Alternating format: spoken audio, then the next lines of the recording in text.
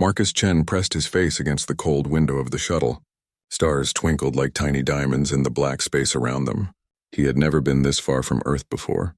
His breath fogged up the glass as he watched Kepler Station grow bigger and bigger ahead of them. "Marcus, sit back in your seat, please," said Ms. Rodriguez from the front of the shuttle.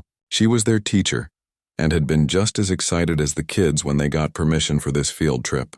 Not many humans had been allowed to visit the Galactic Xenobiological Preserve yet. Earth had only joined the Galactic Council 6 months ago. The 8-year-old boy bounced in his seat as he looked around at his classmates. There were 20 kids from Roosevelt Elementary on this trip.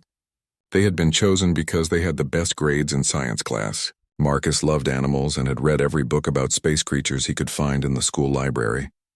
"I heard they have monsters from other planets," whispered Jenny from the seat next to him. Her eyes were wide with excitement.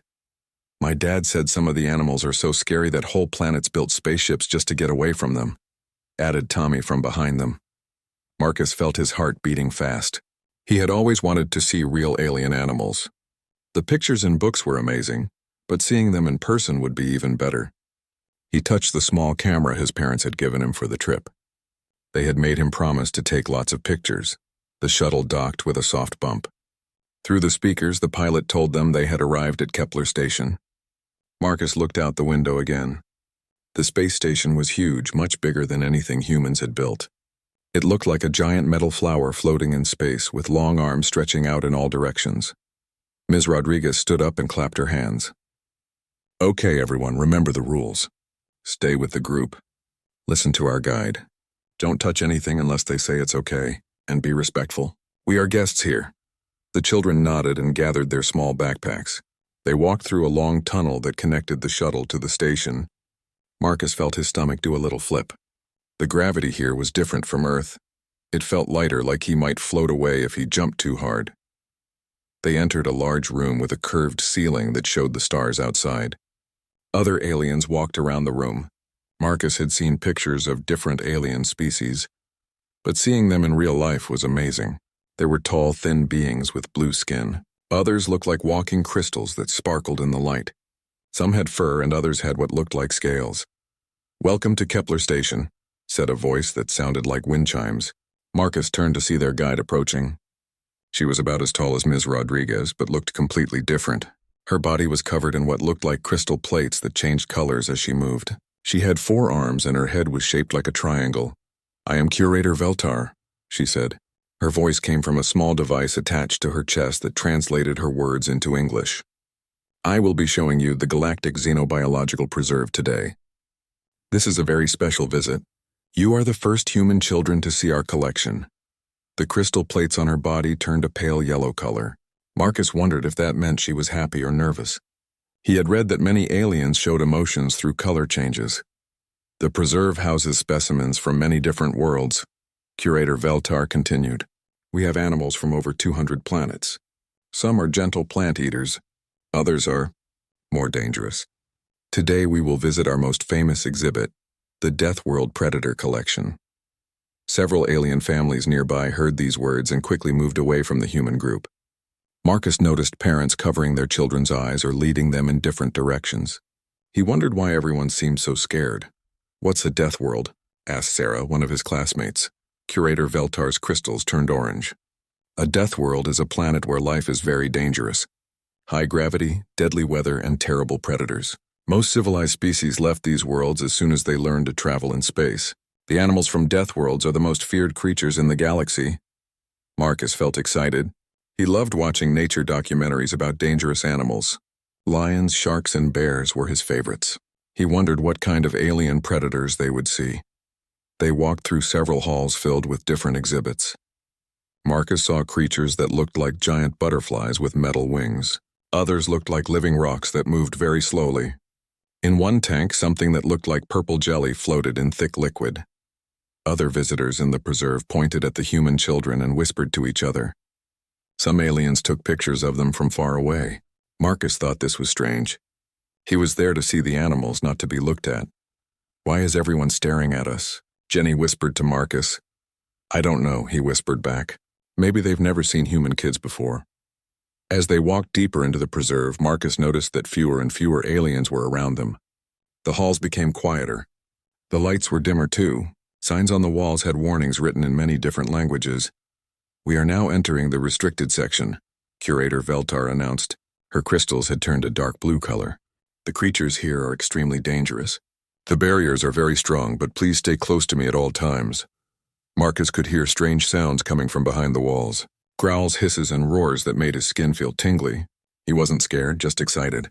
This was like being in a real-life monster movie. They stopped in front of a large door that had warning signs all over it. Curator Veltar pressed her hand against a scanner.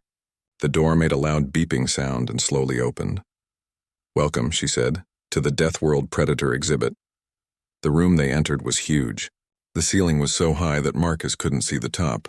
Along the walls were massive glass containers, each one the size of a house. Inside each container was a different environment. Some looked like jungles, others like deserts or ice caves. "These are the galaxy's most feared predators," Curator Veltar said. Her voice was quiet now, almost like she was in a library. "Each one comes from a world so dangerous that entire civilizations developed space travel just to escape from creatures like these." Marcus looked around in wonder. He could see shapes moving in the containers, but they were too far away to see clearly. The few alien visitors in this area stayed very far from the exhibits. Some wore special protective suits. "Are we going to see them up close?" asked Tommy. Curator Veltar's crystals flickered between blue and purple. "Yes, but we must be very careful. Even behind the strongest barriers in the galaxy, these creatures are still extremely dangerous. Some of them have destroyed entire space fleets. Others have wiped out whole planets." Marcus felt his excitement growing. This was going to be the best field trip ever. He had no idea that in just a few minutes his innocent question about a simple house cat would change how the entire galaxy thought about humans forever. The first exhibit made Marcus's eyes go wide. Behind a thick barrier that hummed with energy, something huge moved in the shadows. It looked like a giant octopus, but its tentacles were covered in sharp spikes. Each tentacle was as thick as a tree trunk and twice as long as Marcus was tall. "This is the Vrex Shadowstalker from Kepler 442b, Curator Veltar said. Her crystals had turned completely dark blue now. "It can become invisible and walk through solid walls. On its home planet, it hunted the Vrex people for over 1,000 years. The Vrex had to abandon their world and live in space stations to survive." The creature suddenly appeared right next to the barrier, making several alien visitors scream and run away. Its eyes were like black holes, and Marcus could see rows of teeth inside what he guessed was its mouth. But instead of being scared, Marcus was fascinated. "How does it walk through walls?" he asked. Curator Veltar looked surprised by the question. Most visitors were too terrified to ask anything. "It can change the way its atoms work," she explained. "It becomes like a ghost that can touch you, but you cannot touch it." "That's so cool," said Marcus, taking a picture with his camera. Several alien parents nearby heard this and quickly picked up their children, carrying them away from the human group. They moved to the next exhibit. This one contained what looked like a living mountain. It was covered in thick gray armor that had spikes sticking out all over. Steam came out of holes in its back and its mouth glowed orange like lava. "The Theriac Bone Crusher," Curator Veltar announced. "It weighs as much as a small spaceship. Its bite can cut through metal. Its breath is pure acid that can melt anything." The Theriac civilization built underground cities to hide from these creatures, but the Bone Crushers learned to dig them out. The massive beast turned its head toward them. When it opened its mouth to roar, Marcus could see the orange glow inside. The sound was so loud that it made the whole room shake. Most of the alien visitors left the area immediately. "How do you feed something that big?" asked Sarah. "Very carefully," Curator Veltar replied. Her crystals were now flashing between different colors. "We use robots to drop food into its habitat. No living being has ever been in the same room as a bone crusher and survived." Marcus nodded and wrote notes in the small notebook his teacher had given him. He wanted to remember everything about these amazing creatures. The third exhibit was the strangest yet. It looked empty at first, just a room filled with what looked like thick fog, but then Marcus saw movement in the mist. Hundreds of small shapes were flying around inside. "The Nexian Swarm Queen and her children," Curator Veltar said. Now her voice was barely a whisper. "Each of those small creatures can eat through solid steel. When they work together, they can destroy entire cities in just one day. The Nexian Empire fell in less than a week when the Queen's eggs hatched in their capital." As if hearing her words, the small creatures in the mist suddenly rushed toward the barrier. Marcus could see them clearly now. They looked like angry metal wasps, each one the size of his hand. Their wings made a buzzing sound that hurt his ears. The queen herself is somewhere in that fog, Curator Veltar continued. She is as big as a house and can lay 1,000 eggs every hour. We keep the temperature very cold in there to make her sleep most of the time. Do the baby ones listen to their mom? Asked Jenny. Curator Veltar's crystals turned white, which Marcus was starting to think meant surprise. Yes, they follow her commands perfectly. That is what makes them so dangerous. One mind controlling thousands of perfect killers. A group of Altarian diplomats stood near the exhibit. They had long, graceful necks and spoke in musical tones. Marcus could hear them talking through their translators. Magnificent and terrifying, one said. To think such creatures exist in our galaxy. The containment technology here is amazing, said another. These barriers could stop a military attack. Indeed. The Council spent billions of credits to build this place. It's the only way to study Deathworld predators safely. Marcus listened to their conversation while looking at more exhibits. Each one held a creature more amazing and dangerous than the last. There was something that looked like a living storm cloud with lightning inside it. Another exhibit had a creature that was invisible except for its glowing red eyes floating in the air. The alien visitors who remained were all staying very far from the exhibits. They wore protective gear and some carried emergency breathing devices. Many spoke in nervous whispers about the terrible power of the creatures they were seeing. How do you catch animals like these? Tommy asked. Very carefully and with lots of help, Curator Veltar replied. It takes entire fleets of ships and special equipment. Some of these creatures are the last of their kind. Their planets became too dangerous even for them.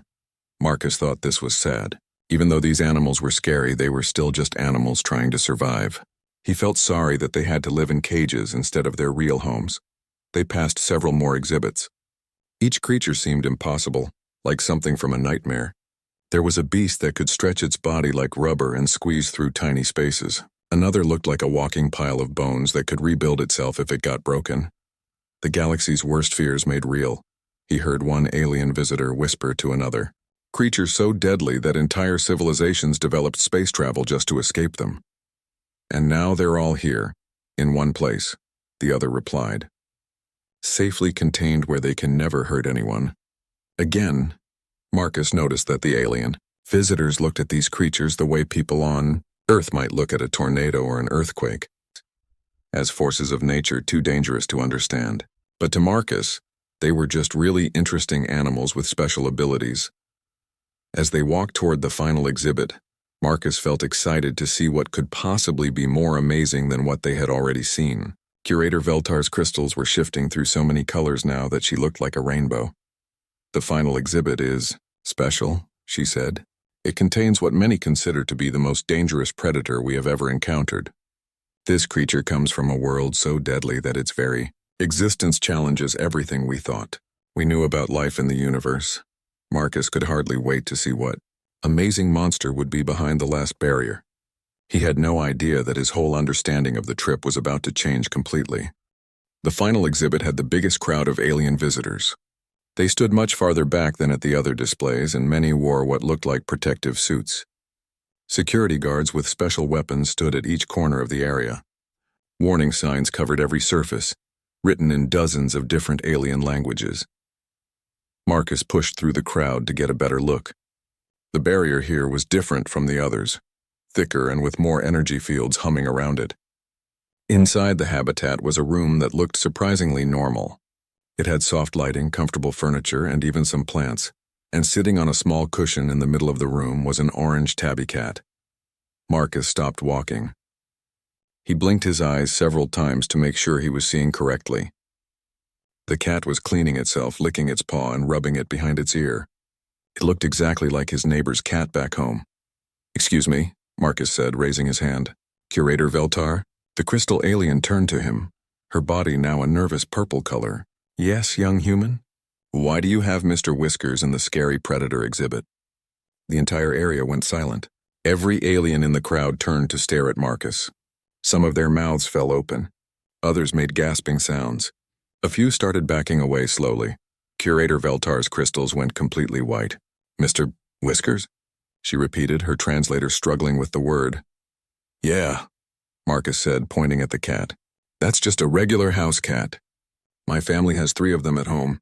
Mittens, Shadow, and Princess Buttercup. They sleep on my bed and purr when I pet them. A Centaurian diplomat who looked like a horse with human hands suddenly fainted and fell to the floor. His friends rushed to help him while staring at Marcus in horror. Ms. Rodriguez quickly stepped forward. Marcus, maybe we should let the curator explain. But Marcus was confused and kept talking. Seriously, why is there a normal cat in here? My cat Mittens is way fatter than this one. She's so lazy she can barely jump onto the couch. And Princess Buttercup is afraid of our vacuum cleaner. The crowd of aliens began moving away from the human children. Parents covered their offspring's eyes. Some started making phone calls on alien communication devices. Curator Veltar looked at her information pad with shaking hands. According to our records, this specimen is called Felis catus. It is listed as an apex predator from the Deathworld Terra, the planet you call Earth. Marcus laughed. Apex predator? Mittens is scared of cucumbers, and last week Princess Buttercup got stuck in a paper bag and meowed for help until my mom rescued her. More aliens in the crowd started making worried noises. A group of insect-like beings clicked their mandibles nervously. The few remaining visitors began leaving the exhibit area entirely. The research data clearly states, Curator Veltar continued reading from her pad, that this species has eliminated over 60 billion native life forms during its reign of terror on Terra. It is responsible for the extinction of entire ecosystems. Well, yeah, Marcus said, shrugging. Cats hunt mice and birds sometimes, but mostly they just sleep all day. Mittens sleeps like 18 hours a day. She only wakes up for food and belly rubs. Ms. Rodriguez put her hand on Marcus's shoulder. Marcus, I think there might be some confusion here. But Marcus wasn't done. He pulled out his tablet computer and started looking through his photos. Want to see pictures? Here's me with Mittens when she was a kitten, and here's Princess Buttercup wearing a little hat on her birthday. He turned the tablet toward Curator Veltar. The alien took one look at the photo of Marcus hugging a fluffy calico cat, and her crystals turned bright red. You voluntarily cohabitate with these creatures? She whispered. In your home? Where you sleep? Of course, Marcus said happily. They're the best pets ever. Really soft and warm. And they make this rumbling sound called purring when they're happy. It helps me fall asleep. A Zephyrian family nearby heard this and immediately picked up their larvae, running toward the exit while making high-pitched alarm calls. Pets? Curator Veltar repeated. Her translator seemed to be having trouble with the word. Yeah, you know, animal friends that live with you, Marcus explained. We also have a dog named Rex. He's a German shepherd. He's way bigger than that little cat. Want to see pictures of him too? The remaining aliens in the area began backing away faster. Some were now talking rapidly into communication devices, and Marcus heard words being translated like emergency and code red and contact the council immediately. Tommy stepped up next to Marcus. Yeah, my family has 2 cats and a dog too. And my grandma has 4 cats. Old people love cats. My aunt has 6 cats, added Jenny. She calls herself a crazy cat lady, but she's really nice. Sarah joined the conversation. Our cat had babies last year. We had 8 cats in our house for 2 months until we found homes for all the kittens. They were so cute and tiny. Each statement made the aliens more and more upset. Curator Veltar was now flashing through colors so fast she looked like a broken rainbow. You breed them? She asked in a tiny voice. Intentionally. Sure, said Marcus. People love kittens. There are whole websites just for watching cat videos. My mom looks at them for hours. Dr. Thexani, the preserve's chief scientist, came running over. He was tall and thin with gray skin and large black eyes. What is happening here? Security reported some kind of emergency. Curator Veltar pointed at Marcus with a shaking hand. The human child says they keep multiple specimens of Felis catus in their dwelling. As companions. And they touch them voluntarily. Dr. Thexani looked at Marcus, then at the cat in the exhibit, then back at Marcus. His large eyes got even bigger. Impossible, he said. Our data shows that Felis catus is one of the most efficient killing machines ever evolved. The bite force, the reflexes, the hunting instincts. No civilized being could survive in close contact with such a creature. Marcus was getting frustrated now. Look, I don't know what your data says, but cats are not scary. Watch this. He turned to the cat in the exhibit and made a soft piss-piss-paps sound. The cat immediately looked at him and meowed. It walked over to the barrier and rubbed against it, purring loudly enough for everyone to hear. Several aliens screamed and ran away completely. Others fell down in shock. Dr. Thexani grabbed onto Curator Veltar to keep from falling over. It responded to his call. Dr. Thexani whispered. The creature recognizes him as what, pack leader? Alpha predator? Marcus giggled. He just wants attention. Cats like it when you talk to them. They're very social animals. The cat in the exhibit rolled over on its back and stretched, showing its belly. It yawned, displaying its small fangs, and several more aliens fainted. Why is everyone acting so weird? Marcus asked Ms. Rodriguez. It's just a cat, but Ms. Rodriguez was staring at the information placard next to the exhibit. Her face had gone very pale. The sign read, Extreme danger. Terra-class Deathworld specimen do not approach. Do not make direct eye contact. Do not attempt communication. In case of containment failure, evacuate immediately and contact emergency services. She realized that something very important was happening, something that would change everything. But she had no idea just how big those changes would be. Dr. Thexani pulled out his own communication device and started speaking rapidly into it. Marcus caught some of the translated words. Emergency meeting. Council notification. Threat assessment. Immediate review. More alien visitors were leaving now, many of them looking back at the human children with expressions of terror and amazement. Marcus noticed that they weren't just scared. They seemed confused, like their whole understanding of the world had just been turned upside down. I don't understand what's happening, Marcus said to Ms. Rodriguez. Why is everyone so upset about a house cat? Ms. Rodriguez knelt down next to him. Marcus, I think the aliens don't know very much about Earth animals. They seem to think cats are much more dangerous than they really are. But that's silly, said Jenny. Cats are sweet. My cat Mr. Fluffington likes to sit in boxes and chase laser pointers. Dr. Thexani overheard this and nearly dropped his communication device. Laser pointers? He repeated. You use directed energy weapons as toys? They're not weapons, Tommy laughed. They're just little red dots that cats like to chase. It's funny because they never catch the dot. You torment the predators for entertainment? Curator Veltar asked, her crystals now a sickly green color. No, Marcus said quickly. Cats like playing. It's good exercise for them. They also like playing with string and cardboard boxes and little toy mice. Toy mice? Dr. Thexani repeated slowly. Yeah, little fake mice made of cloth or plastic, Sarah explained. Cats carry them around and pounce on them. It's really cute. The two alien scientists looked at each other with expressions of complete shock. Other aliens who were still in the area were recording everything on their devices. Marcus could see that videos of their conversation were already being uploaded to alien social networks. Perhaps, Dr. Thexani said carefully, you could tell us more about how your species interacts with these cats. Marcus brightened up. He loved talking about his pets. Well, when I get home from school, all 3 cats come running to the door to say hello. They rub against my legs and purr really loud. Then I give them treats and pet them. You touch them with your bare hands. Curator Veltar whispered, Of course, they have really soft fur, and when they purr you can feel the vibration. It's like they're happy motors. Marcus demonstrated by making a purring sound. Several aliens who heard this made alarmed noises and moved even farther away. And at night, Marcus continued, Princess Buttercup sleeps on my pillow right next to my head. Sometimes she puts her paw on my face, and Mittens likes to sleep on my chest. She's really heavy, so sometimes it's hard to breathe, but it's worth it, because she's so warm and cuddly. Dr. Thexani sat down heavily on a nearby bench. His legs seemed too weak to hold him up. The predator sleeps in contact with you, while you are unconscious and defenseless? Well, yeah, Marcus said. Where else would she sleep? We tried to get her a cat bed, but she likes my bed better. And she has never harmed you? Curator Veltar asked. Never used her claws or teeth? Marcus thought about this. Well, sometimes when we're playing, she might scratch a little bit, but she doesn't mean to hurt me. And once Princess Buttercup bit me when I was trying to give her medicine, but that was my fault for not being careful. The aliens looked horrified. The predator has drawn your blood? Dr. Thexani asked. Just a tiny bit, Marcus said. I put a bandage on it and it was fine the next day. Mom says that's just what happens sometimes when you have pets.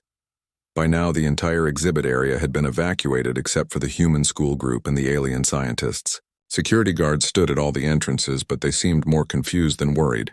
They kept getting messages on their communication devices and looking at the human children with strange expressions. "Tell me," Dr. Thexani said, "how many of these creatures live on your planet?" Marcus shrugged. "I don't know exactly, lots. Pretty much everyone has at least one cat or dog. Some people have both, and some people have lots of them." "Lots?" Curator Veltar repeated weakly. "My neighbor Mrs. Patterson has 12 cats," Jenny said helpfully. "She takes care of strays." "Strays?" Dr. Thexani asked. "Wild cats that don't have homes," Marcus explained. "People feed them and try to find families for them. There are animal shelters full of cats and dogs looking for homes." "Shelters?" Dr. Thexani said the word like he couldn't believe it. "You have institutions dedicated to housing and distributing these predators?" "Yeah, and they have websites where you can look at pictures of all the animals and choose which one you want to adopt," Sarah added. "My family got our cat online." Dr. Thexani's large eyes were now so wide that Marcus worried they might fall out of his head. "You have networks for acquiring predators, available to any member of your population?" "Sure," Marcus said. "You can even get them delivered. Although Mom says it's better to go meet the cat first to make sure your personalities match." Curator Veltar made a sound like breaking glass.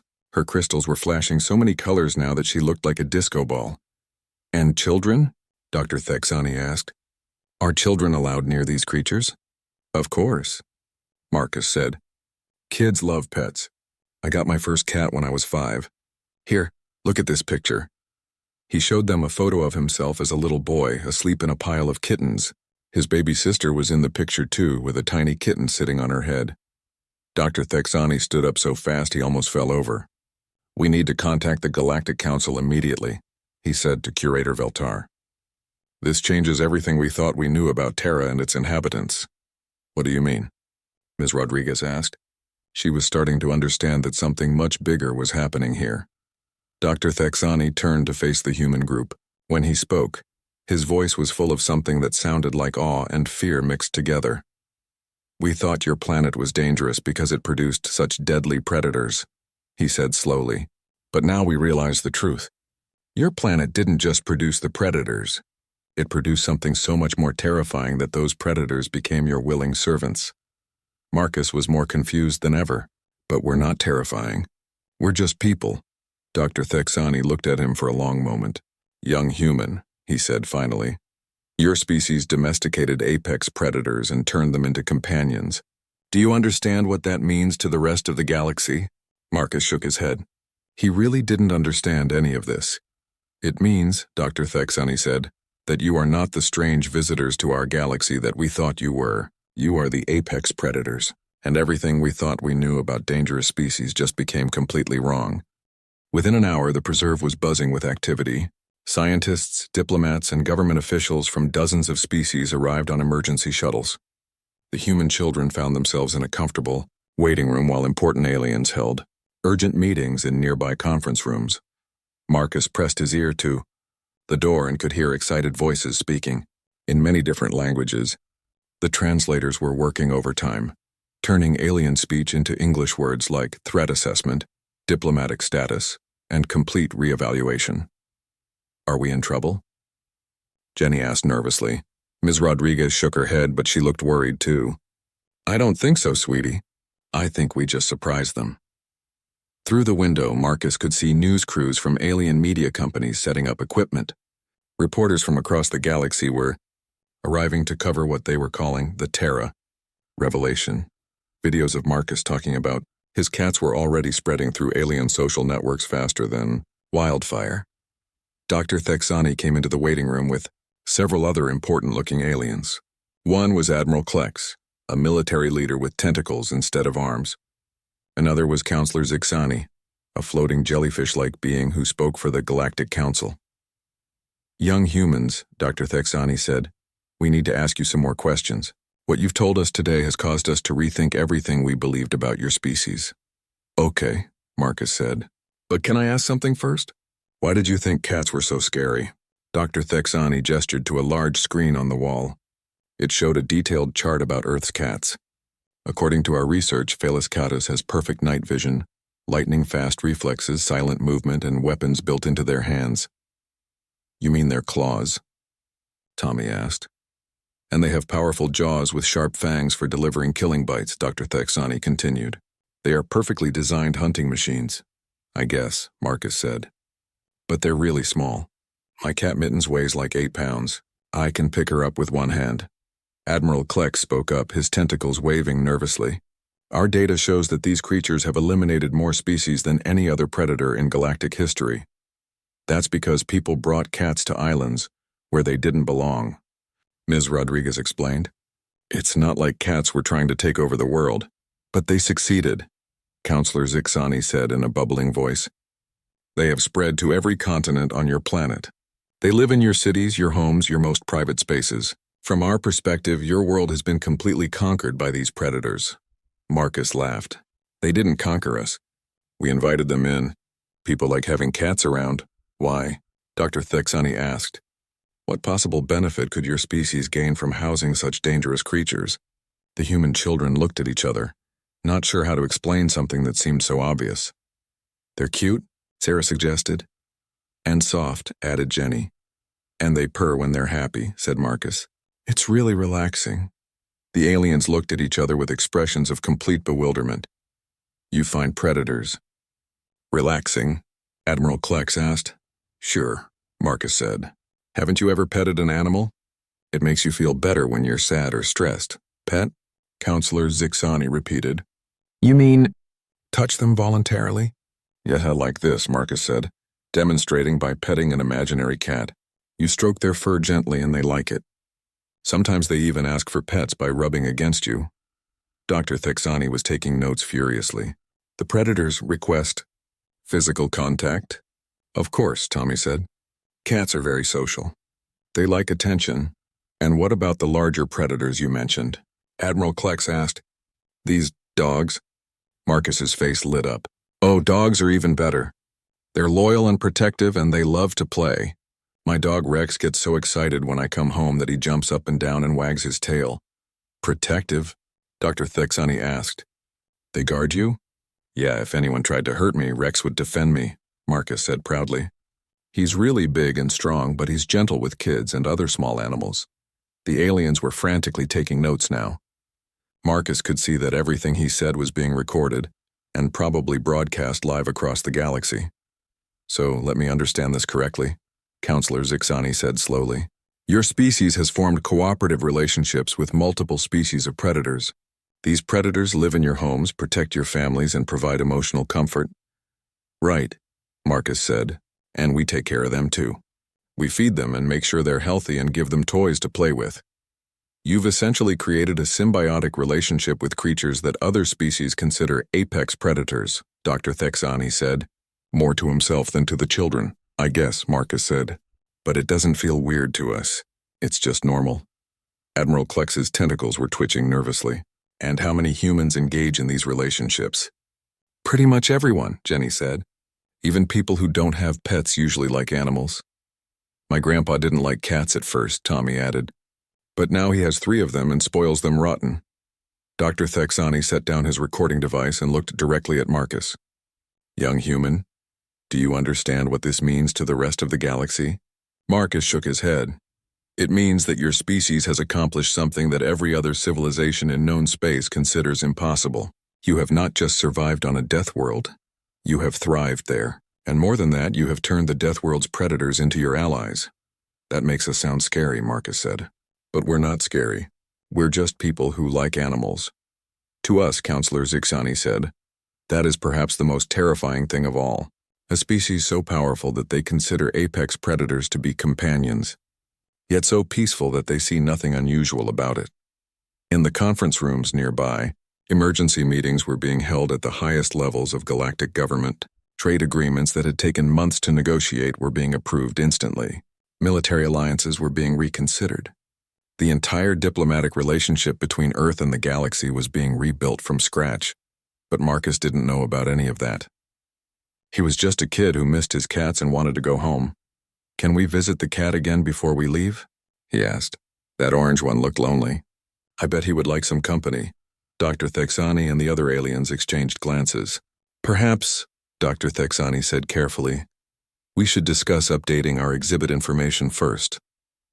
An hour later, maintenance workers were installing a new placard next to the cat exhibit. It read, Felis catus, companion species of the Terran apex predators. Do not attempt to pet. Do not attempt to feed. Do not look directly at for extended periods. The humans might notice you staring at their babies. Marcus never did get to pet the cat in the exhibit. But when he got home, he hugged Mittens, Shadow, and Princess Buttercup extra tight and told them all about his exciting day at the zoo. He had no idea that his innocent questions had fundamentally changed humanity's place in galactic politics. All across the galaxy, species that had thought Earth was just another new member world were quietly updating their diplomatic protocols. Earth's trade proposals, which had been under review for months, were approved unanimously. Their request for advanced medical technology was fast-tracked. Several civilizations that had been reluctant to work with humans suddenly became very interested in friendly relations. And in pet stores across Earth, completely unaware of their new status as galactic diplomats, millions of cats and dogs continued doing what they had always done, being humanity's best friends. The galaxy would never look at Earth the same way again. And it was all because a little boy asked why they kept housecats in the scary monster exhibit.